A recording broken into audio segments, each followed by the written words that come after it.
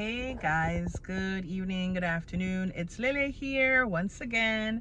So I wanted to go over episode 2 of Insecure. I watched it, I think it was late Sunday night. So yeah, I don't know. I still feel a little confused about the second episode. Not confused, but I don't know. I feel like I should be expecting more. I don't know why.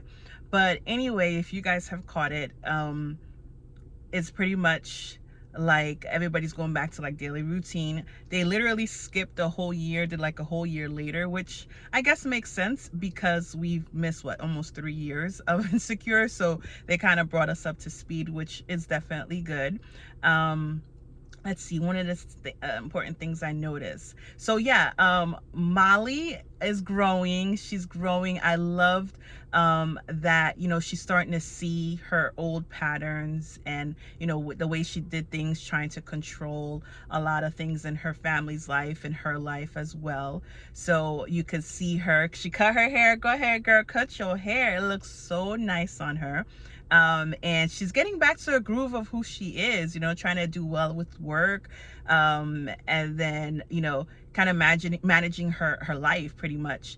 And she started joining a dating app, and it was so weird because they were asking questions about how dating her would be like, and it showed a flashback of all her, like, all her past dating. It's like, oh man, it didn't look very good when, just the experiences that she had, but she knew that she had to do something different. She knew there was a lot of things that she needed to change. So I am looking forward to seeing, just trying to see her growth and seeing what changes she's going to make, because she really does need to change a little bit. I mean, there's nothing wrong with changing. It's knowing that you do need to change, and then just seeing if it works for the better. I mean, if she may change the way she does certain things and then it doesn't work out for her, or it gives her the same results as before. So we'll just have to see what happens with Molly. Now, Issa, poor girl. I'm just mad that, Lawrence was just cut off. We don't even know what happened in between the 1 year since that time. It's like, oh man. Yeah, so obviously Lawrence is not in the picture right now. But yeah, her project that she did for the guy, the artist. And it's not that this part was kind of like, it was interesting because I liked it because she was trying to be her authentic self. Unfortunately, when you are working, in a corporate world, and you have to, sometimes you have to change. And as much as she didn't want to change the artist, she had to realize, okay, she's running a business. She has to, try to beat them at their own game, or at least, do what they want to do for now. Do what they want to do, what they want her to do for now. And then once you're in, then she can make changes. But I am glad that the artist did end up keeping, his style. And that's good, because sometimes you may think like you have to change for certain people just to get somewhere. But being your authentic self, maybe, can also work out. You just kind of have to juggle, what's the risk? What's the hidden cost if you don't change, if you don't change something, are you willing to live with yourself with it? Like her wanting to make the guy change his artistic flow. Even though it was kind of bothering her, but she also knew her end goal. So I think it's one of those things. It's like, okay, do I sacrifice my integrity, or do I use it as, okay, a way to step up? And then once I get where I need to get, then I can be my authentic self. So I think there's a lot of, things that you could have learned from this episode for sure. So I'm hoping that we're gonna get a little bit more. And now I can't remember the guy's name. Gosh, I can't believe I forgot the guy. But why did she do that to him, guys? It was like, I understand.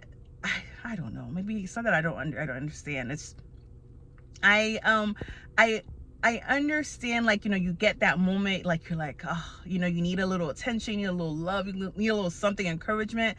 But then to make, and I'm glad that when she realized she was in bed with him and she told him to stay over, I'm just like, why are you inviting him to stay over the night? And I thought he would have been smarter and be like, okay, I'll just sleep on the couch or something. Next thing you know, they're in the same bed. I'm like, oh, here we go. But hey, if you need it, you need it.